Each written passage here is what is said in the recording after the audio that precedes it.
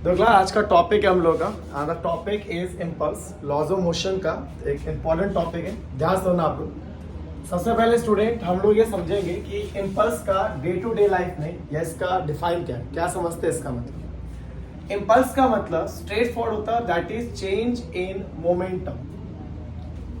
एक बॉडी का मोमेंटम बदलना ही टाइम के साथ आपका इम्पल्स कहलाता है। जब भी बॉडी का मोमेंटम बदलेगा इसका मतलब वहां पे इम्पल्स जनरेट हुआ। जब भी मोमेंटम बदलेगा, अब मोमेंटम को आप कैसे बदल सकते हैं? मोमेंटम जिसका मतलब होता है क्वांटिटी ऑफ मोशन, किसी बॉडी के अंदर कितना मोशन है। तो मोमेंटम एक वेक्टर क्वांटिटी है स्टूडेंट, और वेक्टर क्वांटिटी के पास हम जानते हैं कि दो टर्म होता है, एक उसका मैग्नीट्यूड और एक इसका डायरेक्शन। दो चीज। अगर मैं इसका मैग्नीट्यूड बदलूंगा तो भी आपका मोमेंटम बदलेगा, अगर मैं इसका डायरेक्शन बदलूंगा तो भी इसका मोमेंटम बदलेगा।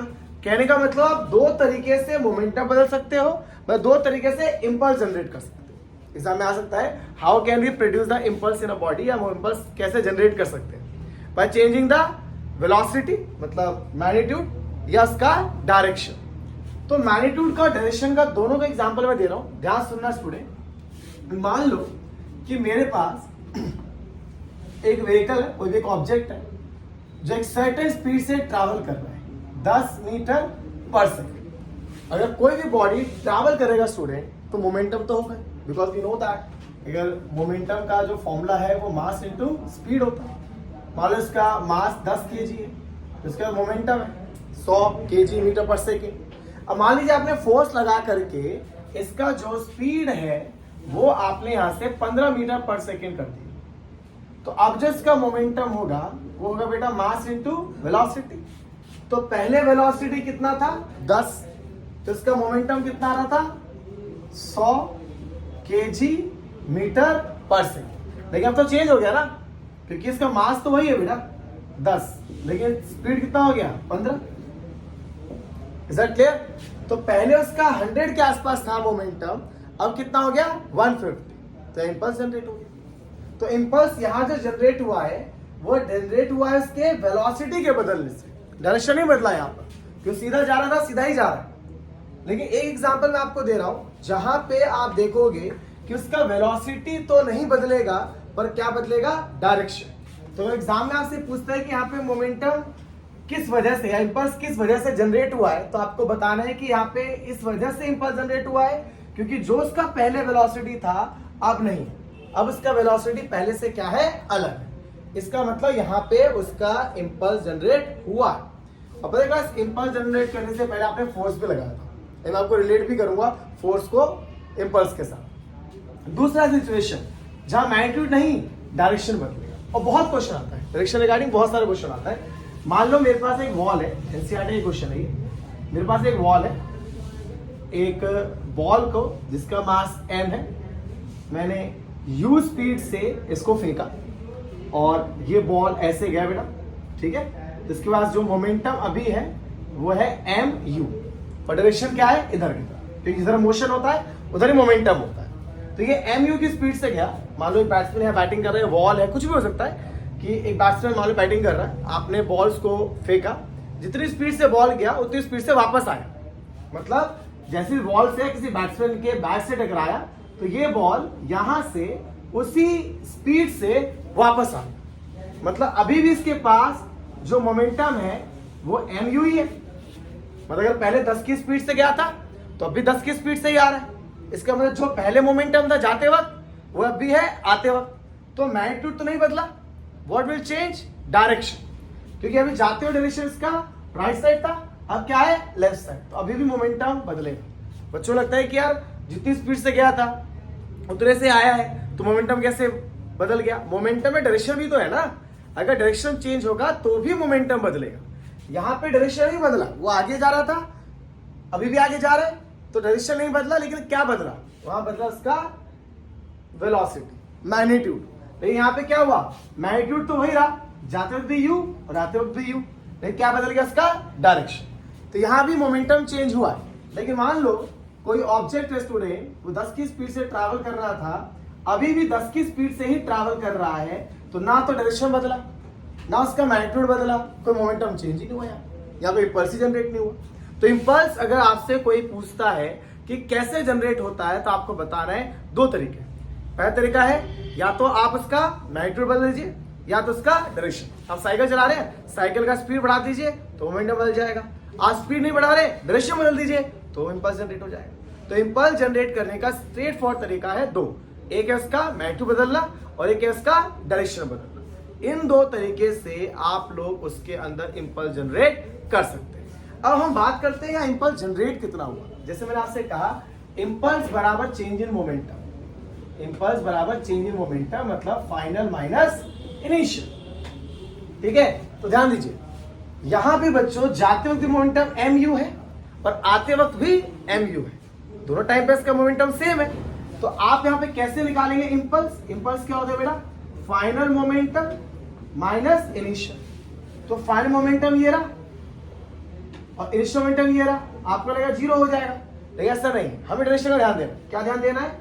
जब वो इधर जा रहा है तो प्लस एक्स की तरफ जा रहा है ना, किस तरफ जा रहा है? ये प्लस एक्स की तरफ जा रहा है। और जब आ रहा है तो माइनस एक्स की तरफ आ रहा है, तो ये हो जाएगा माइनस mu। ध्यान रखिएगा, ठीक है ना। यही तो डायरेक्शन का इंपॉर्टेंस है कि जाते वक्त mu हुआ प्लस और आते वक्त माइनस। तो चेंज इन मोमेंटम हो गया, फाइनल कितना हुआ बेटा? माइनस mu और इनिशियल क्या है? Plus mu। तो ये हो गया माइनस 2m। कितना इम्पल्स जनरेट, ठीक है। तो याद रखिएगा, ये मैं सोचेगा कि अगर मैग्नीट्यूड सेम है तो इम्पल्स जनरेट नहीं होगा। अरे मैग्नीट्यूड सेम है, डायरेक्शन तो बदला है ना, तो डायरेक्शन बदलेगा तो भी इम्पल्स जनरेट करता है। इसमें एक केस और आता है। एक केस क्या आता है बच्चों की, है ये वॉल ही, ठीक है, वॉल पे हम बॉल को मार रहे हैं, लेकिन इस बार बॉल को सीधा नहीं जा रहे हम लोग, बॉल को हमने लिया और बहुत इंपॉर्टेंट केस है, आपने इसको ऐसे इंक्लाइंड इस पे स्ट्राइक किया, ठीक है, इंक्लाइंड स्ट्राइक किया बेटा थीटा एंगल, और थीटा एंगल पे गया, थीटा एंगल से वापस आ गया बॉल, मतलब जाते वक्त उसका जो मोमेंटम था P मान लो दैट इज mu, आते भी वही मोमेंटम है इसका mu। ध्यान रखिएगा, इसमें उसमें फर्क क्या है? पहले में वो गया सीधा और सीधा लगा के वापस आया, और क्या इंक्लाइंड जा रहा है, इंक्लाइंड आ रहा है। पता करते हैं मोमेंटम कितना बदलेगा। तो बच्चों क्योंकि मोमेंटम के पास आप देखिए ये x के लॉन्ग जा रहा था, तो आपने इसमें कोई वेक्टर का रिजोल्यूशन नहीं किया। हम लोगों ने वेक्टर में कॉन्सेप्ट पढ़ा है कि जब कभी भी कोई वेक्टर क्वांटिटी x एक्सिस और y एक्सिस के बीच से जाती है तो हमें इसको रिजोल्व करना पड़ता है। यहाँ पे तो बेटा x के लॉन्ग गया था, x के लॉन्ग आ गया तो हमें रिजोल्यूशन की नीड नहीं पड़ी, लेकिन यहाँ x के लॉन्ग नहीं जा रहा है, ये x और y एक्सिस के बीच से जा रहा है, तो आपको यहाँ पे इसको क्या करना पड़ेगा? रिजोल्व करना पड़ेगा। कैसे रिजोल्व करेंगे? ये एंगल थीटा है, ये भी थीटा हो जाएगा, ऑल्टरनेट एंगल। तो बेटा ये mu है, तो ये एंगल ये वाला हो जाएगा आपका mu cos थीटा। सीखा होगा आपने, जिसके साथ एंगल बनता है वो cos होता है। अगर ये mu है तो ये क्या हो जाएगा? mu cos थीटा, और ये हो जाएगा बेटा nu sin थीटा। जिसके साथ एंगल बनता है वो cos और दूसरा कॉम्पोनेंट क्या होता है? sin। यहां भी देखो, यहां भी ये x एक्सिस है और ये क्या है? y एक्सिस है। फिर से मोमेंटम इधर है, इसके बीच में है, रिजॉल्व करना पड़ेगा। ये एंगल थीटा, ये भी थीटा, कॉरस्पॉन्डिंग एंगल। तो जिसके साथ एंगल बनता है वो cos होता है और दूसरा कंपोनेंट sin होता है। हमेशा ध्यान रखना, यहाँ पे एंगल, यहाँ पे जो mu था वो इसके साथ थीटा बना रहा था, ये cos हुआ और ये sin हुआ। यहाँ पे थीटा इसके साथ बना रहा है, ये cos हुआ, ये sin हुआ, है ना। तो बच्चों एक चीज ध्यान रखना, मैंने यहाँ रिजॉल्व क्यों किया वो इंपॉर्टेंट है। रिजॉल्व इसलिए किया क्योंकि यहाँ पे मोमेंटम जो है x और y के बीच से है। यहाँ पे x के लॉन्ग गया था, x के लॉन्ग आया था, गॉट इट। चलो अब यहाँ निकालते हैं मोमेंटम, क्योंकि x का अलग है और y का कॉन्सेप्ट अलग है, तो यहाँ x और y का अलग निकलेगा। पहले मोमेंटम x का निकालेंगे, तो final momentum minus initial momentum. तो फाइनल x को देखो, x को, ये x इधर आ रहा है, जैसे इसमें इधर आ रहा था माइनस लिया था मैंने, यहां भी इधर आ रहा है तो माइनस लेंगे, तो फाइनल कितना हो जाएगा? Minus mu cos theta. बेटा माइनस क्यों लगाया? क्लियर होगा किधर आ रहा है, ठीक है। इनिशियल, इनिशियल मतलब ये वाला कॉन्सेप्ट, ये कहां एक्स एक्सिस? इधर, इधर जा रहा है तो प्लस में लेंगे, ठीक है। क्या लेंगे, प्लस लेंगे इसको, तो माइनस माइनस दोनों प्लस हो जाएगा 2mu cos थीटा। ठीक है, लेकिन यही चीज जब मैं y के लॉन्ग लूंगा स्टूडेंट, बस स्पेस नहीं है तो क्या कर देता हूं, यही चीज जब y के लॉन्ग लेंगे तो फाइनल माइनस इनिशियल करेंगे। अब y देखो, ये रहा y का फाइनल, ये रहा y का इनिशियल, तो ये नीचे जा रहा है, नीचे कैसे एक्सिस होता है, नेगेटिव y, कैसा होता है, नेगेटिव y, तो इसको नेगेटिव लेंगे तो कितना आ जाएगा minus mu sin theta. Initial भी कैसे लेंगे, माइनस mu sin थीटा। इसको भी नेगेटिव क्यों लिया, क्योंकि नेगेटिव एक्सिस के लॉन्ग है, तो ये माइनस माइनस हो जाएगा प्लस, कैंसिल, और क्या आ जाएगा, मतलब y के लॉन्ग कोई मोमेंटम नहीं बदला, जो बदला किसके लॉन्ग बदला है, x के लॉन्ग बदला है। आपको रिकैप कर रहा हूं बच्चों, बॉल जितने मोमेंटम से गया था उतने से टकरा के वापस आया, क्योंकि ये इंक्लाइंड है, इसलिए रिजॉल्व करना पड़ा। यहाँ पे इंक्लाइंड नहीं था, तो x के लॉन्ग गया, x के लॉन्ग आया, तो आपको यहाँ पे कोई भी रिजोल्यूशन की नीड नहीं थी। तो आपने रिजॉल्व किया, ये एंगल थीटा, तो ये थीटा ऑल्टरनेट एंगल, जिसके साथ एंगल बना वो कॉस और दूसरे वाला साइन, यहाँ पे थीटा तो ये थीटा कोरस्पॉन्डिंग एंगल, तो ये अगर mu है तो ये हो गया mu cos theta, mu sin theta. तो मेरे पास x के लॉन्ग ये दो मोमेंटम है, y के लॉन्ग ये दो मोमेंटम है, तो पहले मैं x के लॉन्ग गया, x के लॉन्ग एक मोमेंटम इधर है, फाइनल है, फाइनल मोमेंटम इधर है नेगेटिव x की तरफ, और ये किधर है पॉजिटिव x की तरफ, तो ये माइनस माइनस हो गया प्लस। पर y एक्सिस पे दोनों मोमेंटम नीचे, बेटा आप खुद देखो ना, वैसे कॉन्सेप्ट लगाते ना, तो मैग्नीट्यूड बदला, इधर भी mu sin थीटा, यहाँ भी mu sin थीटा, और ना डायरेक्शन बदला, तो इंपल्स कैसे जनरेट होगा, विदाउट कैलकुलेशन में आंसर निकाल सकते थे आप, क्योंकि यहाँ भी डायरेक्शन नीचे है, यहाँ भी डायरेक्शन नीचे है, यहाँ भी वैल्यू mu sin थीटा है, यहाँ भी mu sin थीटा है, और शुरुआत में पढ़ा है इंपल्स कब जनरेट होता है, जब मोमेंटम चेंज होता है। मोमेंटम चेंज होता है मैग्नीट्यूड और डायरेक्शन से, ना यहाँ मैग्नीट्यूड बदला था और ना यहाँ पे डायरेक्शन। क्लियर, कोई डाउट? तो अगर कोई पूछता है आपसे इंपल्स क्या है, तो आपको बताना है चेंजिंग मोमेंटम। मोमेंटम कैसे बदलता है, मैग्नीट्यूड और डायरेक्शन से, या तो आप मैग्नीट्यूड बदल लो या तो आप डायरेक्शन बदल लो, दोनों केस में आपका मोमेंटम चेंज होगा, और मोमेंटम चेंज होगा तो इंपल्स जनरेट होगा। अब इसके रिगार्डिंग एक न्यूमेरिकल मैं आपको समझा रहा हूँ। अब देखो क्लास, इंपल्स के कुछ और कॉन्सेप्ट मैं आपको बता रहा हूँ। एक कॉन्सेप्ट देख लिया हमने जहाँ पे मैग्नीट्यूड डायरेक्शन की बात करी हमने, इसके अलावा भी तरीका होता है इंपल्स को निकालने का। हमने सेकेंड लॉ पढ़ा है, according to Newton's second law of motion student, हमने पढ़ा है जो हम फोर्स लगाते हैं वो बॉडी के मोमेंटम को चेंज करता है टाइम के साथ। जो हम फोर्स लगाते हैं बच्चों, वो बॉडी के मोमेंटम को चेंज करता है टाइम के रेस्पेक्ट में। तो अगर आप यहाँ से क्रॉस करते हो तो चेंज इन मोमेंटम जो है फोर्स इनटू टाइम के इक्वल आता है। तो यहाँ से एक चीज ध्यान रखना बच्चों, एक तो अगर आपके पास फोर्स और टाइम का ग्राफ गिवन है, क्योंकि जब भी इस फॉर्म में आता है तो हम एक चीज सीखते हैं कि इन दोनों का जो एरिया होता है ना, एरिया बाउंड, वो हमें ये देता है। मतलब फोर्स और टाइम का मान लो ग्राफ है, इस तरह से गया है, तो इसके इनिशियल टाइम से लेकर के इसके फाइनल टाइम तक के बीच में ये सारा एरिया बन रहा है बच्चों। ये एरिया अगर आप निकाल लें तो भी आपको क्या मिल जाएगा, इंपल्स मिल जाएगा। याद रखिए, मतलब फोर्स और टाइम का अगर एरिया गिवन है वहां से इंपल्स आ रहा है। ठीक है, बाकी एक न्यूमेरिकल मतलब एक कॉन्सेप्ट बताया आपको मैग्नीट्यूड और डायरेक्शन का। एक और तरीका बच्चों, कई बार होता है ना कि अभी इंटीग्रल बेस पे क्वेश्चन आता है कि फोर्स आपको गिवन होता है टाइम के साथ। ठीक है, लेट सपोज कि आपको दे रखा है force is equals to 2t+3, let suppose example के तौर पे। ठीक है, और वो आपसे कहता है यार टाइम इक्वल्स टू 1 से लेकर के टाइम इक्वल्स टू 2 सेकेंड तक अगर ये फोर्स लगता है, अगर ये फोर्स इतने से इतने टाइम तक लगता है तो कितना इंपल्स जनरेट होगा। तो सिंपल कॉन्सेप्ट है क्लास, अगर आप इसको इंटीग्रेट कर दें, किसको, फोर्स और टाइम को, ये आपको इंपल्स ही देगा। किसको, फोर्स और टाइम को। तो फोर्स का वैल्यू क्या अपने पास 2t+3 और साथ में dt। तो टाइम का लिमिट क्या अपने पास 1 से 2।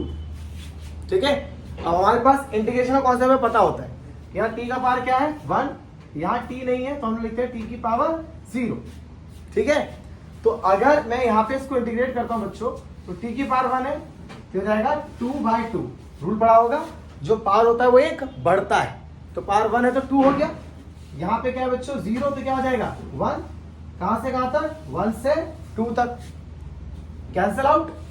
तो याद देगा हमारा क्या student, T square plus 3t, कहां से कहां तक, 1 से 2 तक। फिर रूल था अपर वैल्यू पुट करते हैं पहले, तो 2 का स्क्वायर 3 टाइम्स 2, अपर वैल्यू आ गया, माइनस का लोअर वैल्यू 1 स्क्वायर प्लस 3, क्या देगा 4 प्लस 6 10 माइनस 4 कितना आ गया 6। ठीक है, यूनिट इसका आप लगा सकते हो कैसे, इंपल्स है बेटा, इंपल्स किसके बराबर है, चेंज इन मोमेंटम।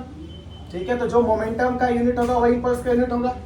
तो मोमेंटम यूनिट क्या सीखा हम लोगों ने, केजी मीटर पर सेकेंड। कैसे है बच्चों, मोमेंटम के फॉर्मूले से, मास इनटू स्पीड।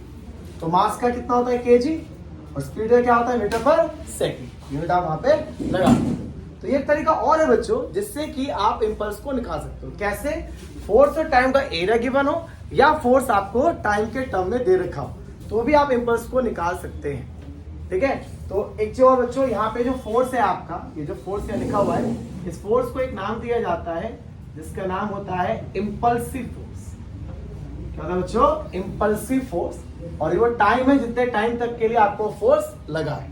तो मैं अब जितने कॉन्सेप्ट बताए अभी, जितने भी कॉन्सेप्ट कि बॉल गया टकरा के वापस आया, इंक्लाइंड गया या स्ट्रेट गया, या ये एरिया वाला कॉन्सेप्ट, उस सबसे रिलेटेड मैं आपको एक एक न्यूमेरिकल्स करा रहा हूँ। तो न्यूमेरिकल्स पे टारगेट करते हो। तो क्लास या 3 क्वेश्चन में लिखे हुए हैं, और जो कंसेप्ट बताए हैं उसी में बेस क्वेश्चन है।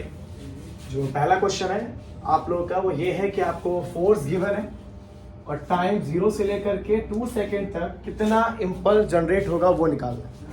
तो बच्चों हम लोगों को इंपल्स का कॉन्सेप्ट पता है कि अगर फोर्स ऐसे टाइम के टर्म में गिवन हो तो वहाँ इंटीग्रेशन का कॉन्सेप्ट लगाते हैं। तो यहाँ देखो बच्चों टी का पावर 2 है, तो अगर आप इंटीग्रेट करोगे तो आएगा 3/3। वहां बेटा टी का पावर क्या है 1 है, तो जाएगा टी की पावर 2/2 प्लस 10, यहाँ तो टी है ही नहीं, टी का पावर 0 है वहां पे, तो जाएगा टी की पावर 1/1। और टाइम का लिमिट कहां से कहां तक है, 0 से 2, 3 से 3 और 2 से 2 कैंसिल बच्चों, तो T cube T square plus 10t, कहां से कहां तक 0 से 2। अपर वैल्यू पुट करो, तो 2 का क्यूब 8, 2 का स्क्वायर 4, 2 यहाँ रखोगे तो 20। ठीक है, अपर वैल्यू आ गया, माइनस लोअर वैल्यू बेटा 0 है, तो 0 आप हर एक में रखोगे 0 ही आएगा। तो ये आंसर आ जाएगा आपका 24 kg मीटर पर सेकेंड। यहाँ देखो यहाँ kg है, ये भी 24 ही ऑप्शन है पर kg इनवर्स है, तो यूनिट गलत है इसका, इसलिए ये आंसर आपका करेक्ट। ठीक है, जब आप सेकेंड क्वेश्चन पे आए तो आपने अभी एक कॉन्सेप्ट पढ़ा था कि इंक्लाइन जब जाता है, इंक्लाइंड आता है, तो सिर्फ मोमेंटम एक्स के लॉन्ग ही बदलता है, वाई के लॉन्ग तो नहीं बदला था, हमने पढ़ा था हमने। और एक्स के लॉन्ग कितना मोमेंटम बदला था बच्चों, वो भी पढ़ा था हमने, -2mu cos थीटा। चेक करना भी आपको बताया था मैंने, बस 2mu cos थीटा से एक्स के लॉन्ग इतना ही मोमेंटम चेंज होता है। तो आंसर आ गया डायरेक्ट -2mu, और बेटा एंगल क्या हो गया 30 हो गया, cos 30, तो -2mu cos 30 होता है √3/2। आंसर ठीक है, तो क्योंकि हमें डायरेक्ट कॉन्सेप्ट पता है कि जब कभी भी ऐसा केस आता है तो हमेशा x के लॉन्ग ही मोमेंटम चेंज होता है, y के लॉन्ग नहीं होता। लास्ट केस है फोर्स और टाइम का ग्राफ है, और ग्राफ का कॉन्सेप्ट क्या बताया, एरिया निकालते हैं। तो ये बन रहा है ट्रेपेजियम, तो impulse equals to half sum of parallel side. तो ये लेंथ कितना है बच्चों 1, ये लेंथ कितना है 5, और हाइट इसके बीच का हाइट कितना हो गया 4। ठीक है, तो 2 2s are 4, 6 और 2 क्या आ गया 12 kg मीटर पर। ठीक है, तो ये 3 तरीके के कॉन्सेप्ट मैंने आपको बताए थे, तीनों बेस मैंने न्यूमेरिकल्स कराया आपको, और न्यूमेरिकल्स कुछ मैं डिस्क्रिप्शन में डाल दूंगा, आप ट्राई करना, मेरे ख्याल से ज्यादा सभी को क्लियर होगा। ठीक है।